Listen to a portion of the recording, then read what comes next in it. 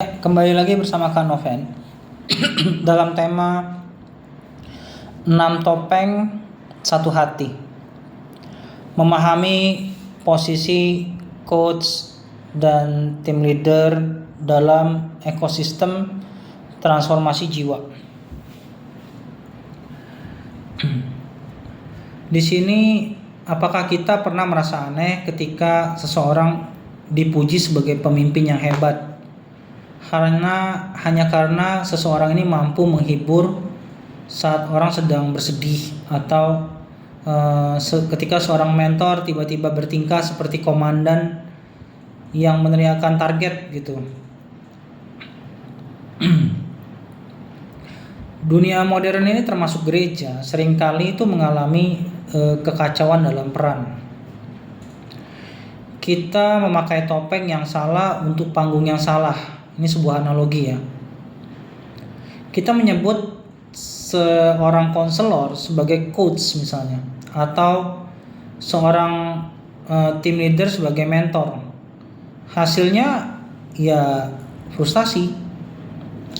Seorang yang butuh dihibur malah didorong untuk mengejar target. Seorang yang siap berlari malah diajak bernostalgia.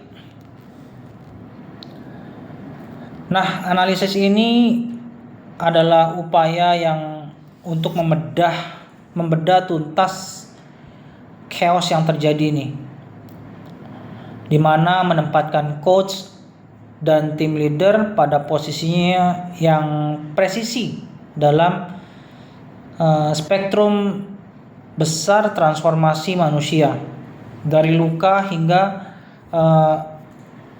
melipat gandakan dampak yang positif misalnya. Nah, Kak Noven akan kupas dari Efesus 4 ayat 16 ya ayatnya. Daripada nyala seluruh tubuh yang rapi tersusun dan diikat menjadi satu oleh pelayanan semua bagiannya, sesuai dengan kadar pekerjanya tiap-tiap anggota, menerima pertumbuhannya dan membangun dirinya dalam kasih. Efesus pasalnya yang keempat, ayatnya yang ke-16.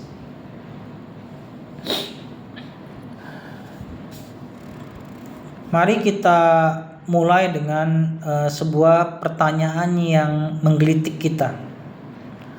Apa bedanya seorang montir, seorang guru mengemudi, seorang GPS, dan seorang sopir balap? Seorang montir memperbaiki mobil Anda yang rusak, fokusnya pada masalahnya. Kenapa mobil tidak bisa berjalan dengan semestinya? Seorang guru mengemudi mengajari kita cara mengemudi yang benar, fokusnya pada kompetensi. Sedangkan kalau sebuah GPS memberi Anda peta dan rute, fokusnya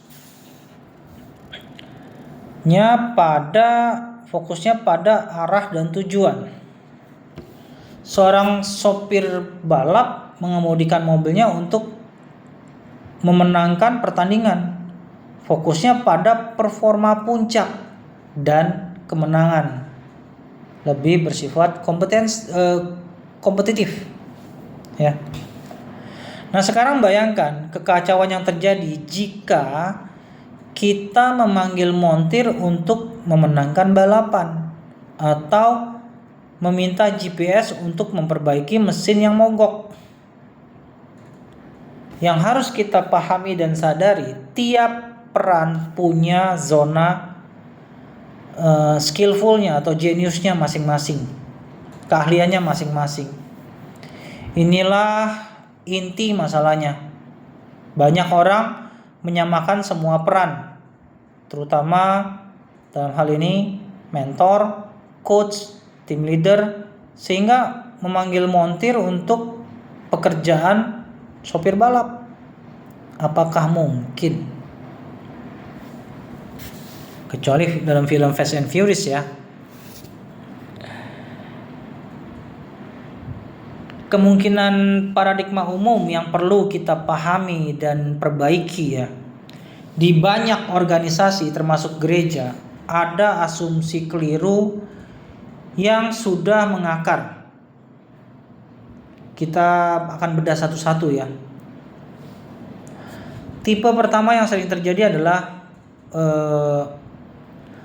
reductive fallacy, di mana menyamakan posisi mentor sama dengan coach. Ini adalah kesalahan paling umum ya.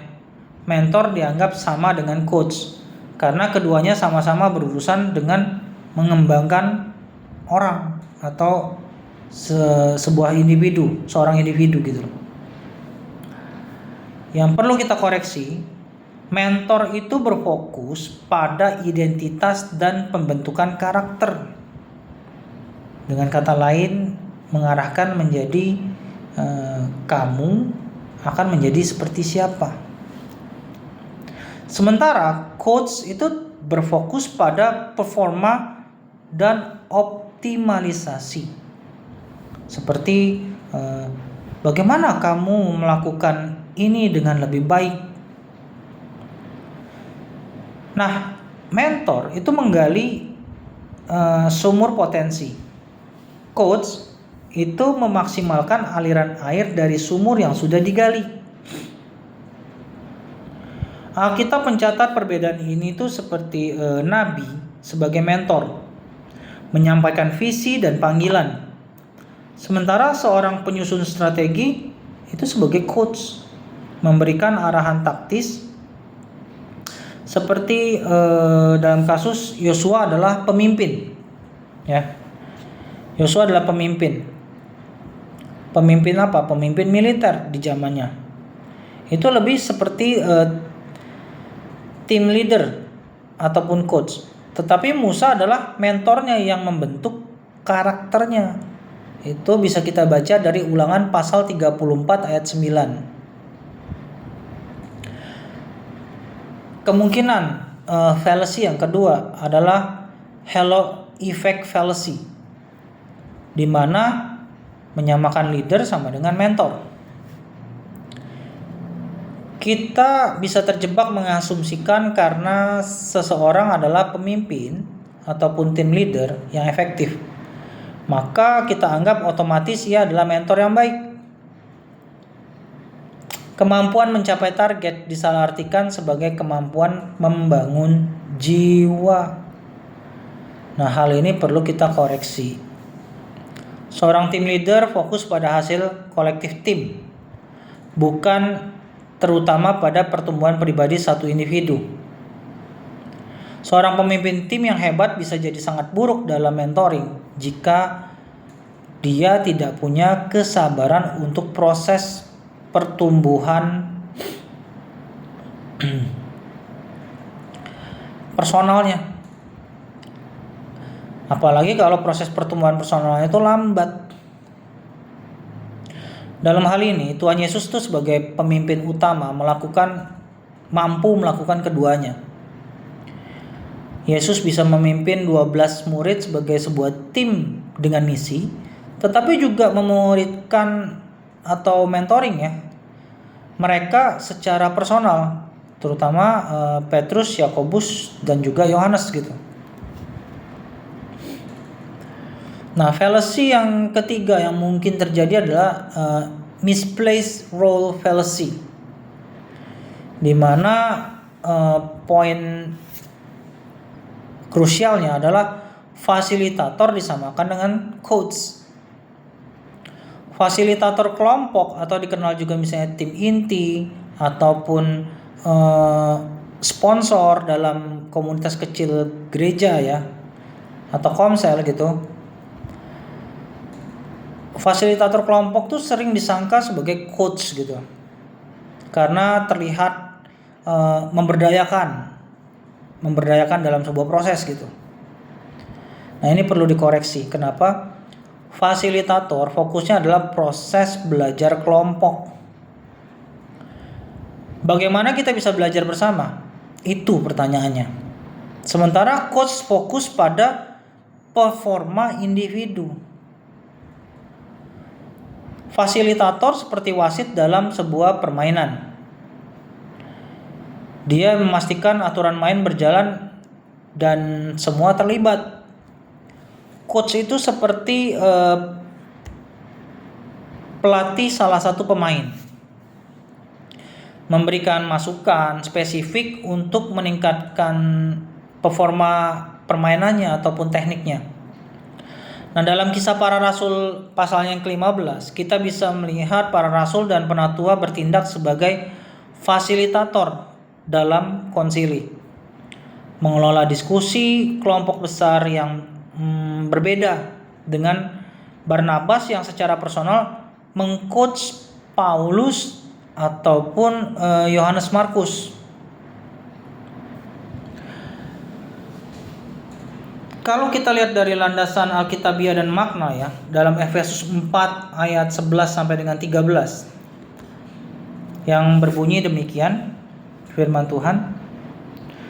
Dan ialah yang memberikan baik rasul-rasul maupun nabi-nabi, baik pemberita-pemberita Injil maupun gembala-gembala dan pengajar-pengajar untuk memperlengkapi orang-orang kudus bagi pekerjaan pelayanan, bagi pembangunan tubuh Kristus. Nah, kalau kita bedah maknanya secara teologis, ayat ini itu adalah dasar Alkitabiah bagi ekosistem peran. Paulus tidak menyebutkan satu peran tunggal, melainkan spektrum karunia. Rasul itu bisa sebagai perintis, visioner, seperti tim leader strategis gitu.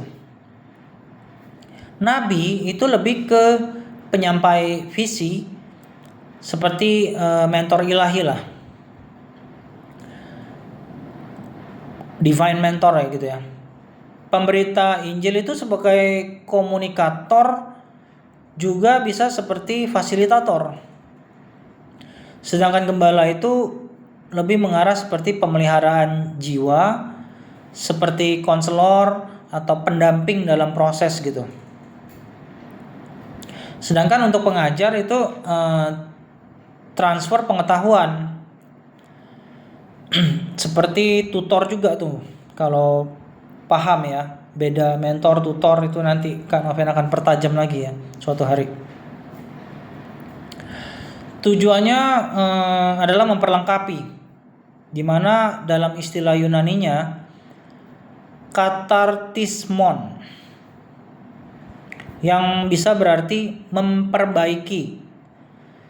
Ini seperti konselor yang memulihkan gitu loh. Selain memperbaiki juga memperlengkapi. Nah, ini seperti mentor yang membentuk atau mempersiapkan. Nah, di sini seperti coach yang mengasah. Ini semua adalah multiperan ilahi dalam satu tubuh yang membantu dalam seseorang memproses transformasi baik hati maupun pikirannya. Ya. Dalam hal ini Kak Noven akan mengambil analogi sebuah kapal besar sedang dibangun misalnya, di mana Rasul Paulus itu arsitek yang merancang visi. Nabi adalah mentor yang terus mengingatkan standar kualitas ilahinya. Dan posisi penginjil adalah seperti tim rekrutmen yang membawa pekerja baru. Nah, dalam hal ini gembala adalah petugas medis dan konselor di lokasi. Sedangkan pengajar adalah pelatih teknis yang mengajarkan cara mengelas, memaku misalnya. Kalau kapalnya kayu ya, menggergaji gitu. Tapi kalau misalnya kapalnya besi mungkin ngelas, perhatiin sambungan bautnya gitu, atau kabel-kabelnya gitu ya. Nah, dalam hal itu semua, coach di sini posisinya adalah sebagai supervisor yang mengoptimalkan kecepatan kerja setiap tukang tanpa mengorbankan kualitas. Tim leader adalah kepala ya. Tim leader itu adalah kepala dari kelompok proyeknya yang bertujuan untuk memastikan kapal itu selesai tepat pada waktunya dan siap berlayar. Jadi semua peran ini tuh esensial. Enggak cuman satu aja yang penting gitu, enggak. Ibaratnya tubuh manusia ya, tangan kiri, tangan kanan, kaki kiri, kaki kanan semua punya peran. Telinga, mata semua punya peran dalam mobilitas manusia gitu. Nah, hal-hal apa sih yang perlu kita perhatikan terkait semua itu tadi? Di sini yang perlu kita perhatikan poin 1 adalah apa? Dinamika siapa dan bagaimananya. Ya, mentor dan coach itu sering bertabrakan karena orang meminta bagaimananya kepada mentor dan siapa kepada coach. Padahal mentor itu tuh menjawab pertanyaan siapa, istilahnya identitasnya gitu loh, dan mengapa dalam panggilannya. Dampaknya tuh jika kita meminta mentor untuk membantu kita menyusun key performance indicator, ya, key performance indicator yang kita kenal dengan KPI, KPI gitu ya, KPI rohani gitu. Ini mungkin si mentor akan frustasi. Sebaliknya jika kita minta coach untuk membantu kita menemukan jati diri di tengah krisis makna hidup, itu akan kewalahan kalau coachnya tidak harus memperhatikan satu persatu individu tidak sesuai dengan peran utamanya. Nah, kalau kita lihat juga ada poin keduanya, yaitu adalah fase kehidupan itu menentukan kebutuhan peran. Fase kehidupan menentukan kebutuhan peran. Ini poin kedua. Manusia itu memiliki spektrum transformasi dalam menghadapi krisis gitu. Juga apalagi pemulihan juga bisa stabilnya, terus bertumbuh, berprestasi, memimpin, dan melipat gandakan. Nah, pada fase krisis kita itu butuh konselor. Pada fase stabil bertumbuh kita butuh mentor. Pada fase berprestasi kita butuh coach untuk mendobrak plateaunya. Nah, pada fase memimpin kita harus berani memposisikan diri sebagai tim leader. Misalnya dalam pelayanan ke penyandang cacat atau ke pelayanan ke panti asuhan atau pelayanan medik plus pelayanan untuk ODGJ gitu. Nah, di situ kan yang dibutuhkan adalah tim leader yang mengkoordinasi semuanya gitu. Nah, dari ini semua ada potensi blind spotnya juga ya, dimana memaksakan coaching pada orang-orang yang sedang depresi berat itu seperti nyuruh orang yang kakinya patah untuk lari sprint. Disinilah kegagalan paham atau gagal pahamnya orang-orang yang tidak di-training secara spesifik ya, di-equip dengan tepat di gereja. Nah, kita akan masuk dalam poin ketiga. Tim leader menanggung beban korporat misalnya. Seorang tim leader itu mungkin harus mengambil keputusan yang menyakitkan ya demi misi tim, yang tidak akan pernah dilakukan seorang mentor. Mentor itu bertanggung jawab pada individu, sedangkan tim leader itu bertanggung jawab pada tim yang dipimpinnya. Ibaratnya seorang ayah itu sebagai mentor akan sabar menunggu anaknya yang tertati-tati. Sedangkan seorang jenderal atau tim leader dalam hal ini mungkin harus memerintahkan anak buahnya untuk maju ke medan perang demi menyelamatkan ribuan jiwa yang lain. Keduanya benar dalam konteksnya, tetapi pemuritan Kristiani yang sehat itu memerlukan hikmat untuk memainkan kedua peran ini secara bersamaan, namun tidak ke-switching, tidak tertukar. Buat refleksi pribadi ya. Yang pertama, dalam 6 bulan terakhir, masalah terbesar kita itu lebih terkait luka batin, kebingungan arah, atau kebutuhan performa. Nah, dari situ peran apa yang sebenarnya paling kita butuhkan saat ini? Itu akan kita bisa pahami. Posisi saya di mana ya? Yang kedua, saat kita memimpin orang lain, apakah kita lebih sering bertindak sebagai montir, memperbaiki, atau sopir balap, racer gitu, yang mendorong target? Tujuannya ya kompetisi ya, bukan kompetensi. Dan apakah itu juga sesuai dengan kebutuhan orang-orang yang kita pimpin? Sekedar ilustrasi simpel ya. Bayangkan sebuah pohon ek itu ada sebuah pohon ek gitu. Konselor adalah yang mengobati akar yang sakit.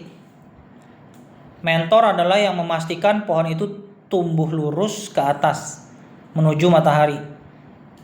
Coach adalah yang memangkas cabang-cabang yang tidak produktif agar buahnya lebih lebat.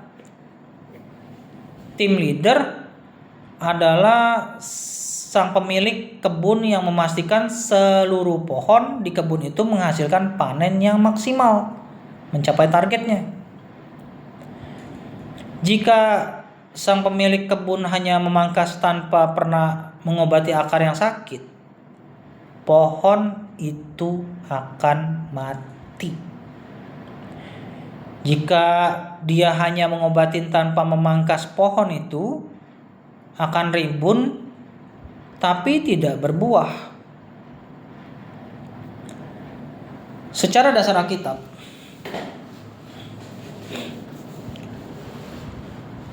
dalam Yohanes pasal 15 ayat 2 ya, di mana dikatakan ia membuang setiap ranting padaku yang tidak berbuah, dan setiap ranting yang berbuah dibersihkannya, supaya ia lebih banyak berbuah. Itu dikutip dari Yohanes pasal 15 ayat 2. Ayat ini tuh secara imajinatif itu menggambarkan peran konselor, di mana itu memulihkan yang hampir mati. Nah, mentor itu menumbuhkan yang sehat, dan coach itu memangkas agar berbuah lebih banyak, performa optimal. Kalau kita pernah tahu ya, Matthew Henry dalam komentarnya tentang Efesus 4 itu menekankan bahwa karunia yang berbeda-beda diberikan bukan untuk menciptakan hierarki, tetapi untuk menghasilkan simfoni yang harmoni. Bukan agar satu orang tuh memonopoli semua fungsi. Ditulis oleh Matthew Henry ini, tetapi apa? Agar setiap orang tuh melakukan bagiannya, dengan demikian tuh seluruh bangunan rohani terbangun rapi dan bersih, kuat juga secara struktur. Ini tuh menegaskan bahwa kita harus merayakan keunikan kita atau spesialis kita dalam perannya, bukan memaksakan uniformitas yang menghancurkan, memaksakan seseorang untuk masuk dalam form yang bukan naturnya dia diciptakan Tuhan. Nah, itu juga perlu dipertimbangkan, kecuali orang ini baru bergereja dan dia tidak tahu formnya itu apa, maka semua pelayanan ya boleh dicobai sebenarnya. Kalau dia sudah tahu panggilannya, yang ngapain coba-cobain buang waktu, apalagi kalau umurnya sudah sangat-sangat senior ya, misalnya memasuki fase 50 itu sudah bukan levelnya coba-coba sih yang ideal. Kalau dari umur 20-an dia sudah menginjil dan tahu panggilannya ya.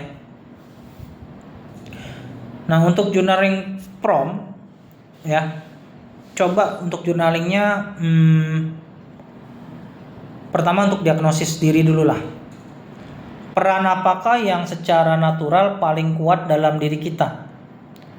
Apakah itu sebagai konselor, mentor, tutor, fasilitator, coach, atau tim leader? Lalu dalam situasi apa keunggulan ini, kelebihan ini tuh bisa menjadi kelemahan jika kita tidak fleksibel gitu, terlalu kaku gitu loh. Pokoknya ikutin peraturan gereja seperti ini. Nah, please jangan bodoh. Tuhan itu fleksibel ya, kecuali terhadap dosa ya. Itu pun menyingkapi pendosanya tetap fleksibel Tuhan. Kalau untuk journaling pemetaan ya, perlu kita pahami siapa dalam hidup kita yang saat ini itu berfungsi sebagai coach kita, dimana itu mengasah performa. Dan juga siapa mentor kita yang membantu kita membentuk karakter. Apakah kita juga sudah memiliki kedua-duanya? Sekedar selingan ya. Mengapa tuh mentor, coach, dan tim leader tuh sering salah paham? Ya, karena sang mentor mungkin berkata, ayo kita proses perasaanmu. Sedangkan sang coach berkata, tidak ada perasaan, yang ada hanya target yang belum tercapai. Lalu datang nih tim leader sambil bawa flip chart gitu. Sudah, jangan berantem. Perasaan siapa yang paling penting? Perasaan saya kalau target tim kita meleset saat ini. Nah, coba perhatikan dari selingan ini ya. Apa yang kalian mengerti atau pahami dalam hal ini?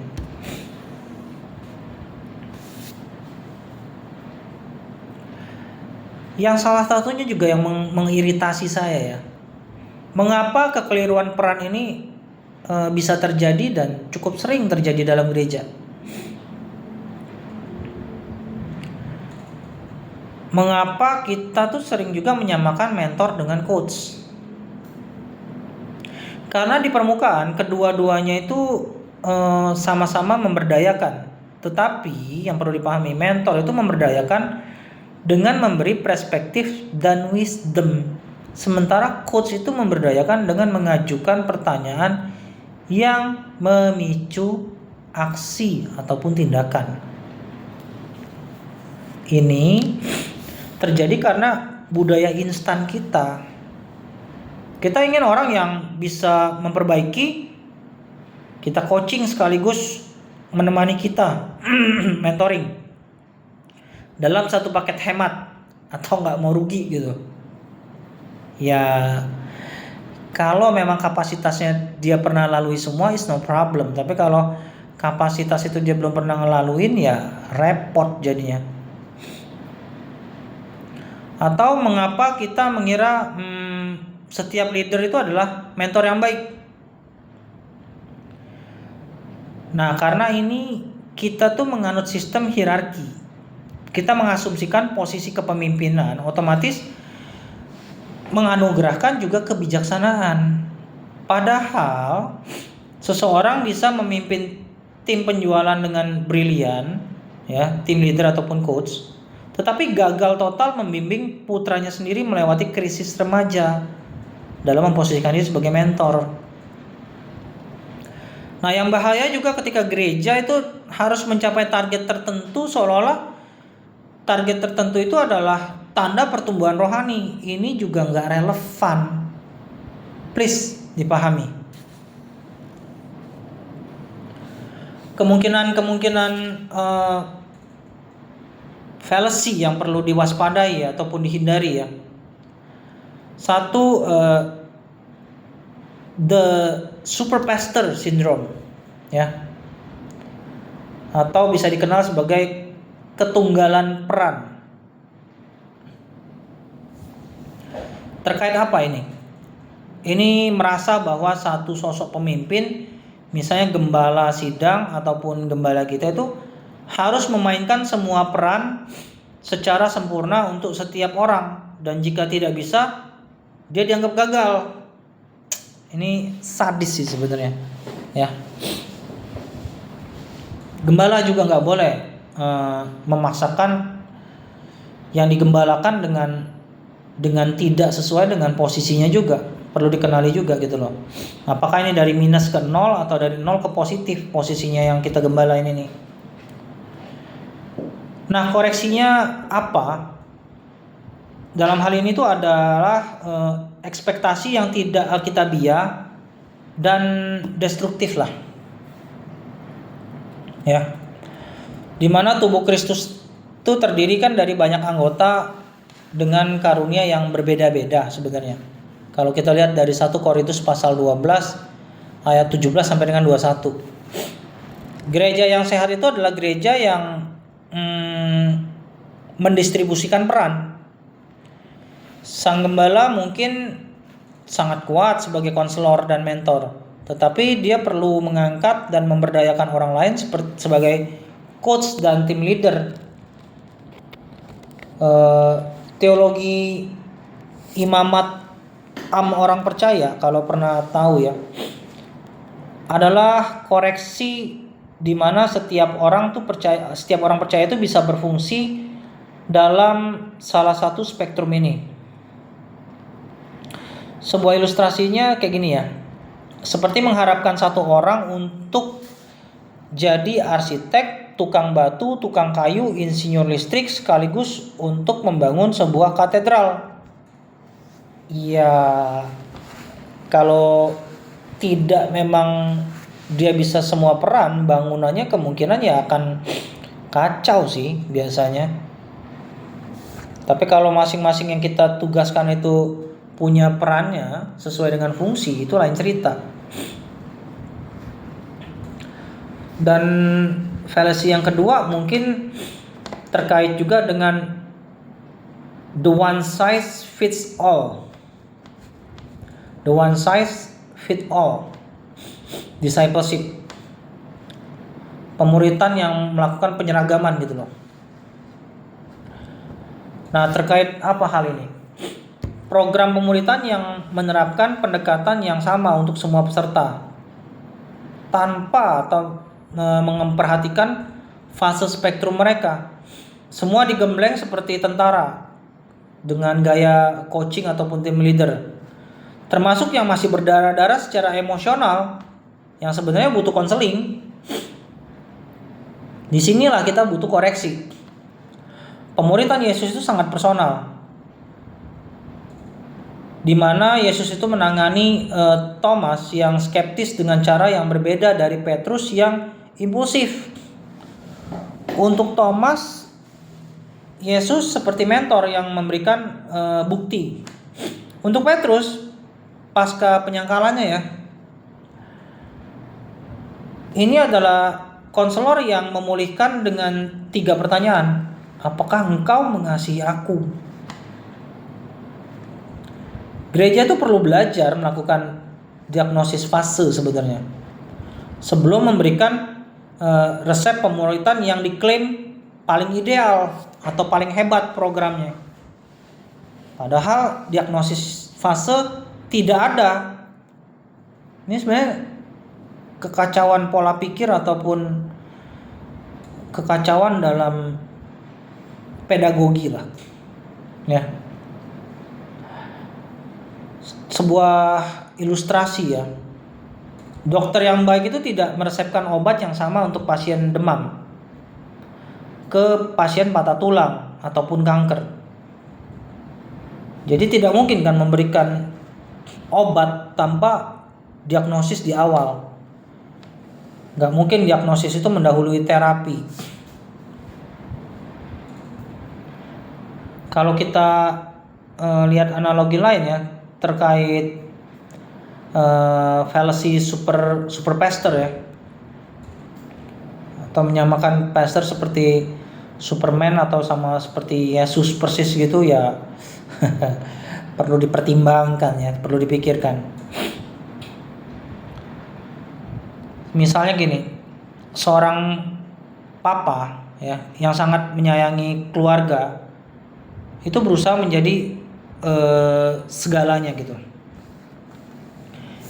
Ya ingin jadi montir atau konselor gitu saat anaknya sedih, ingin menjadi guru ataupun tutor saat anaknya kesulitan mengerjakan homeworknya, PR-nya gitu.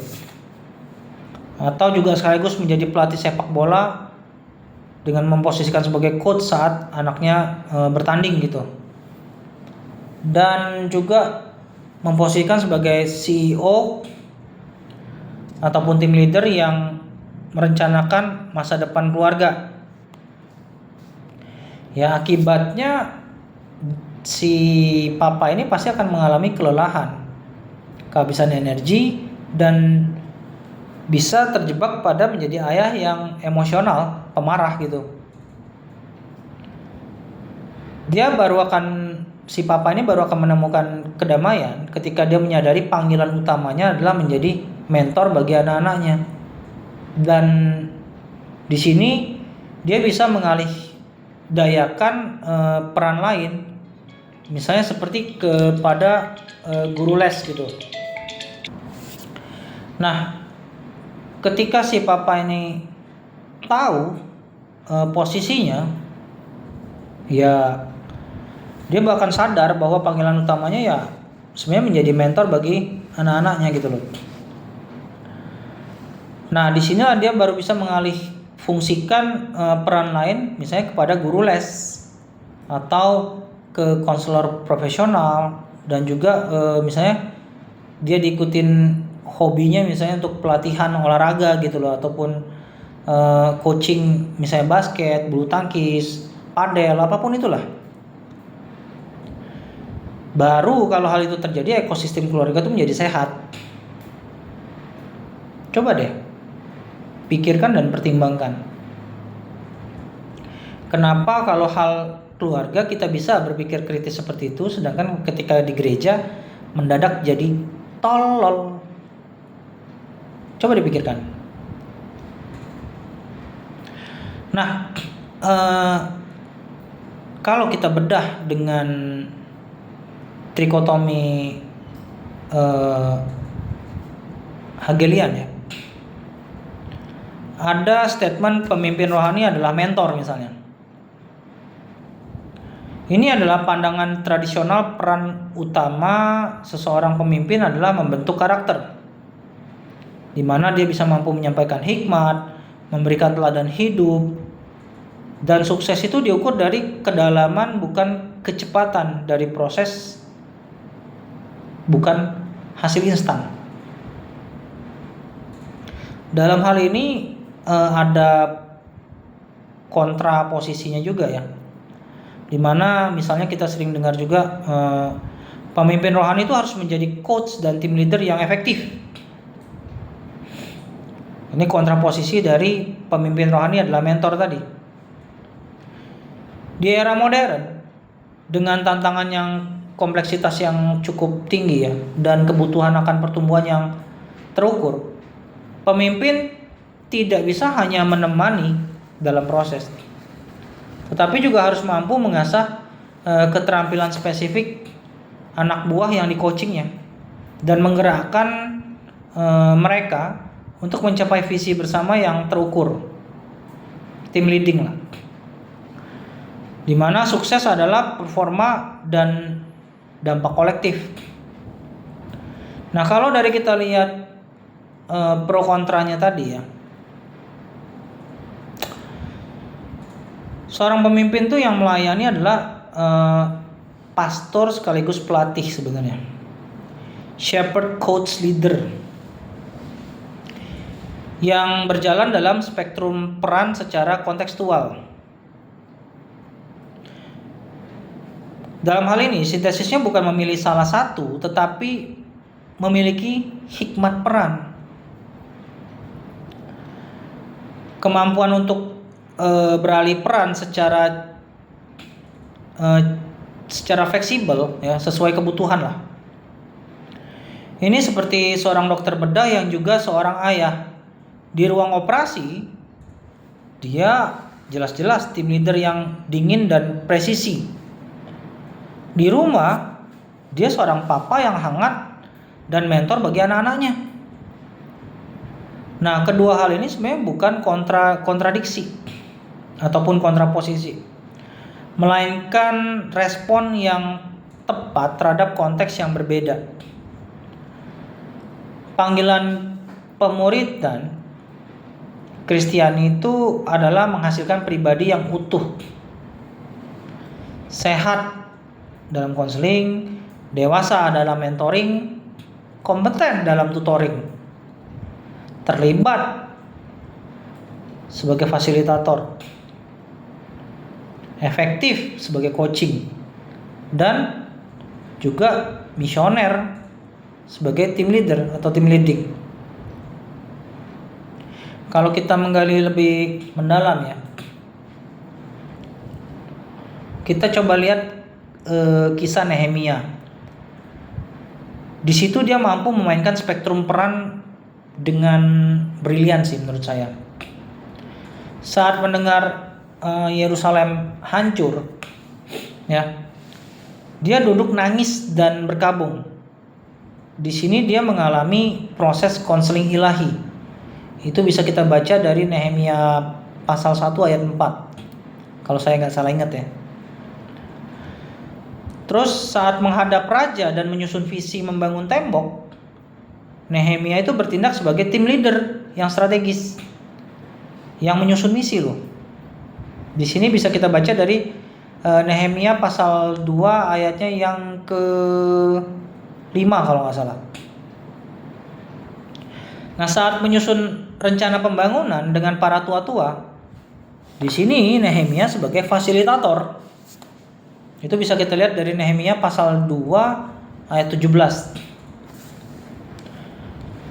Sedangkan saat rakyat takut, Nehemia itu mengingatkan mereka akan identitas, ya, dan siapa Allahnya bangsa Israel.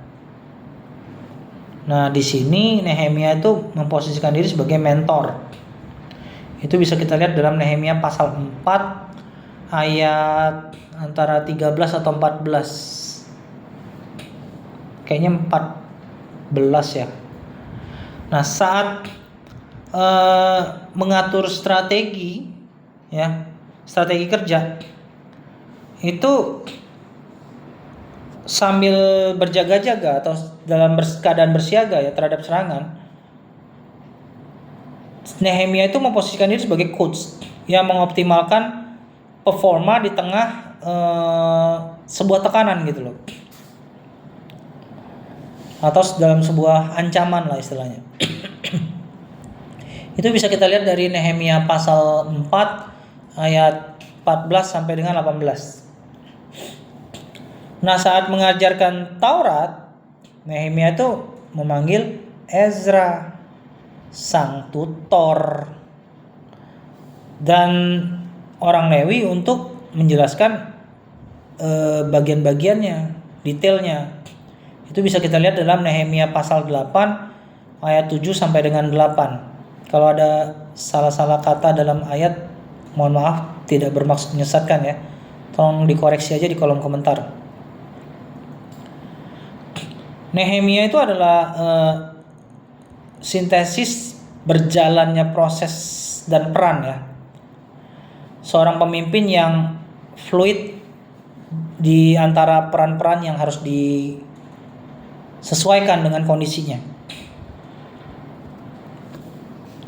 Nah, ini bedahan simpelnya, ya.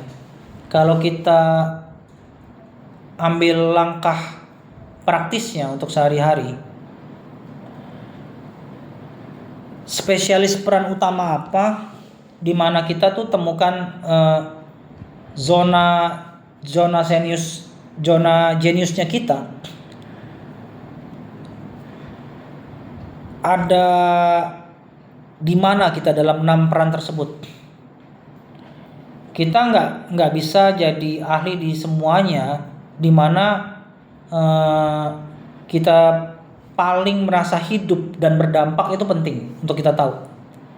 Dan kalau sudah tahu, kembangkan itu tuh secara maksimal dan bangun tim untuk mengisi spot-spot yang kosong ataupun titik buta kita. Lalu kita masuk di fase kenali kebutuhan juga. Sebelum merespon seseorang, berhentilah sejenak untuk berpikir dan diagnosa. Seperti apa diagnosanya? Mungkin seperti ini.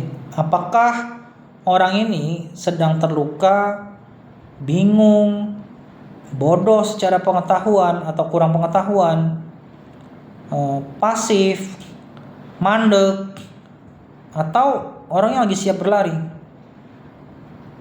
Jawabannya akan menentukan peran apa yang harus kita pakai ataupun posisi apa yang harus kita pakai, ya. Atau topeng apa yang akan kita pakai. Topeng ini dalam konteks positif ya, dalam berperan ya, bukan topeng dalam menghadapi masalah dan avoidance ya dalam konteks ini ya. Bukan yang seperti itu ya. Lalu kita memahami dalam pemahaman komunikasi yang perlu pemahaman lebih dalam ya. Di awal hubungan mentoring ataupun coaching itu kita mesti jelasin posisi kita dengan jujur. Kita harus berani katakan, saya akan berfungsi sebagai coachmu dalam hal ini, misalnya. Artinya kita akan fokus pada target dan action, bukan penggalian masa lalu. Untuk itu mungkin kita butuh orang lain. Nah, kejelasan ini adalah sebenarnya kejelasan ini adalah belas kasih atau tough love lah istilahnya. Lalu setelah kita berproses dengan itu semua, baru kita bisa rayakan simfoni yang terjadi, di mana kita menemukan harmoninya. Jadi stop dulu atau hentikan mentalitas kompetisi, ya. Stop mentalitas kompetisi menjadi kompetensi antar peran. Jadi seorang konselor itu, kenapa kita harus stop dulu kompetisi menjadi kompetensi fokusnya? Karena seorang konselor yang memulihkan jiwa tidak lebih rendah dari tim leader yang mencapai target besar, di mana keduanya itu memiliki dua sisi dalam mata uang yang sama. Dan disitulah kita butuh kasih yang bersinergi. Next time akan Kak Noven bedah lebih lanjut. Sampai sini dulu sharing Kak Noven. Tuhan Yesus memberkati.